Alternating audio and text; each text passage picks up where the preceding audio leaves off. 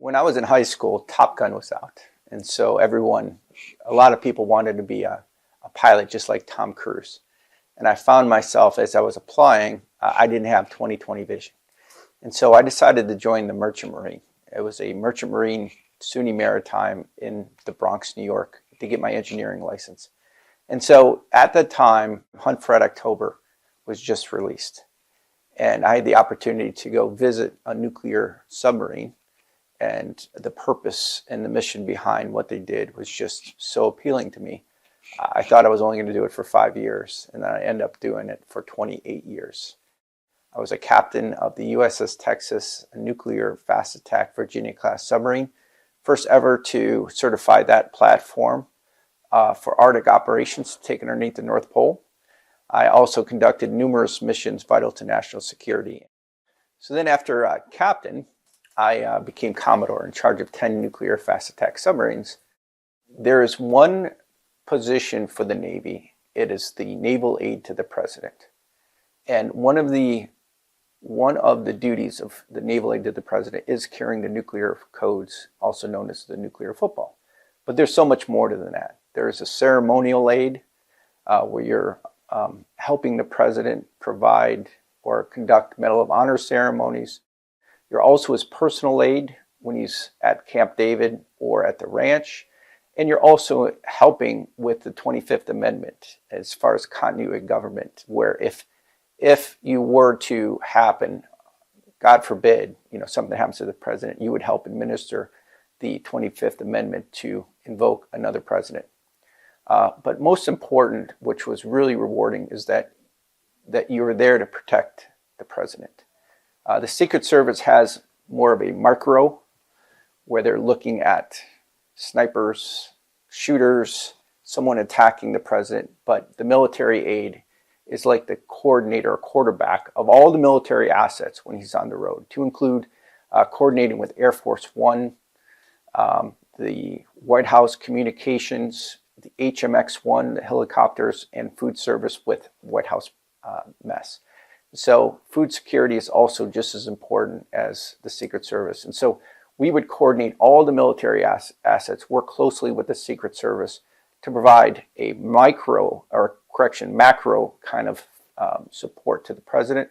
But mainly is that if there were ever incoming nuclear missiles, we would be able to evacuate the president and protect him so that we could execute his missions as commander-in-chief and protect this country through deterrence. And so how I got the name Navy Bob, when I first got there, the personal aide here, his name was Jared Weinstein, asked if we could, if anyone was interested in helping to do trail maintenance. He loved riding mountain bikes at the time. And over the weekend, he put out, is anyone interested in helping with trails, because the president would really like to ride this next weekend, and there were some spots that needed some maintenance. And so I immediately volunteered, because I knew how important it was for him to bike ride and enjoy, and the burden of his caring for the country, and just the mental anxiety and so forth that went along with that. I would do my part to be able to help him and make his rides more enjoyable. I signed up immediately. So as we were leaving, the personal aide, Jared, called him, and he gave him a lowdown of what the day's schedule was. And at the end, he asked, who helped you with the maintenance of the bikes? And he said, Joe, Bill. And at the end, he said, Bob. And since I was new, he really didn't know who Bob was. And he said, Bob who? And Jared says, well, Navy Bob, because I'm coming from the Navy. And from then on, I was dubbed Navy Bob, and I was warmly called Navy Bob from then on out. And after I got out of the military, I decided it was time. It was a necessary ending. My daughter would have gone to 3 different high schools, and if I were to stay in the Navy, and we decided to come back and get out of the military. And there, I went into healthcare. I was good friends with the lead head physician for President Obama, and he served underneath President Bush. His name was Dr. Coleman, and he asked me to come work for Advent Health, the 10th largest hospital system in the country. And I thought it was April Fool's Day. I said, Doc, I have no clinical background. He says, no, he says, your high reliability background, you've never had a reactor accident in all of the 75 years of nuclear operations, and the same fuel is in these nuclear propulsion, nuclear reactors, is the same fuel that's in Chernobyl, also in 3 Mile Island and Fukushima. And you have 20-year-old kids right out of high school operating these highly enriched nuclear reactors. Healthcare could definitely use your assistance in improving the safety of our patients and also your leadership. So I went into Advent Health for 5 years. And there at Advent Health, it really showed me that leading with love is a universal topic that can improve outcomes, it can improve safety, and it can improve well-being in the workplace. And that's where I want to really help change this world and make it a better place by giving leaders tools and examples and awareness that leading with love is the answer. I knew I wanted to write a book, and this is the book. At the time, I started this approximately 5 years ago, and I just started writing my stories. And I thought people would like to hear about carrying the nuclear football, taking the Virginia class, the first ever Virginia class, underneath the North Pole to certify that ship for Arctic operations. But I did it because I knew there was so much more than just talking about my experiences. I took one of the worst performing submarines, the USS Texas at the time. We were ranked last in the squadron, almost failed a major engineering inspection, and the crew morale was just abysmal. And we were tasked in a short period of time to take that new Virginia class underneath the North Pole and certify that ship for Arctic operations, and it's never been there with this new engineering design. And there was a lot more to this as far as safety, is because when you go underneath the North Pole, underneath those Arctic conditions, the seawater temperature is approximately 28 degrees, and any condensation in the engine room comes out, and these droplets will form anywhere. And droplets, they could fall into a highly energized cabinet with microprocessors and thousands of feet of cabling controlling the reactor. And if this condensation, this drop, would have perfectly hit one of those microprocessors and short out, you could lose the reactor. And there were days that we would transit underneath the ice and you couldn't surface.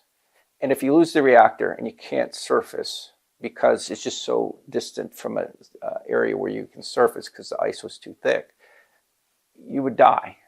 And there was other things of other adversary submarines. Intel they were coming out to track us, find us, and we had to avoid icebergs. And so all these things were really big risks about taking this new ship underneath the North Pole. And that wasn't my biggest concern. My biggest concern was the culture of the crew, their apathy, that we were having so many problems. It was like whack-a-mole. And I knew through my experience of other leaders teaching me how to lead with love, that was my main concern. I needed to change and figure out why the crew had such apathy.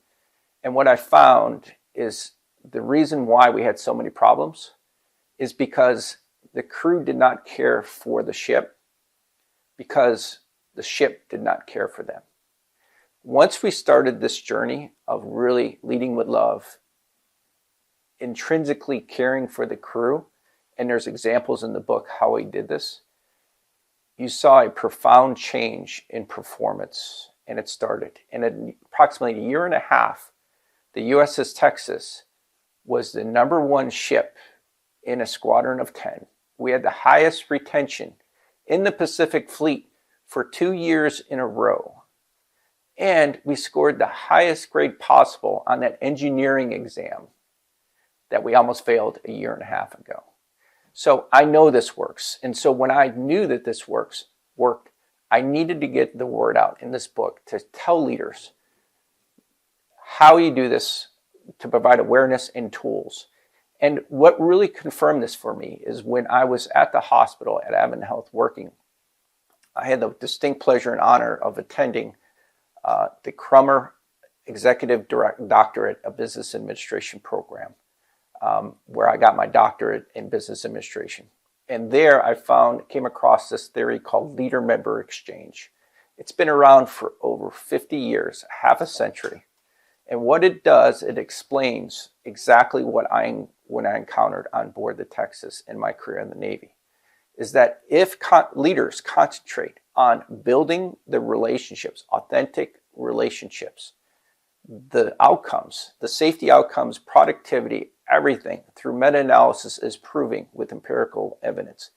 Your outcomes and how you are seen as a leader will significantly improve. You will be on your road to become a legendary leader. And this theory, again, explains this. It's LMX7, and LMX stands for leader-member exchange, and it measures the strength of the leader, or the relationship between the leader and member. I've also known that there's a purpose for everybody in this life, and that purpose is to help others. And it takes a journey. It doesn't happen overnight, but once you find the purpose that you're providing others, the wholeness that you will feel will be undeniable. The book is the start of the foundation. It's the match to start this fire. And the book is providing a blueprint and tools to be able to really start this movement, to start leading with love in the workplace, which is much needed. And why I got this and why I'm so passionate about this is that Mr. Rogers, who went to Crummer, and he has this famous quote.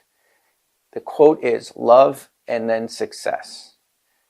It has to be in that order.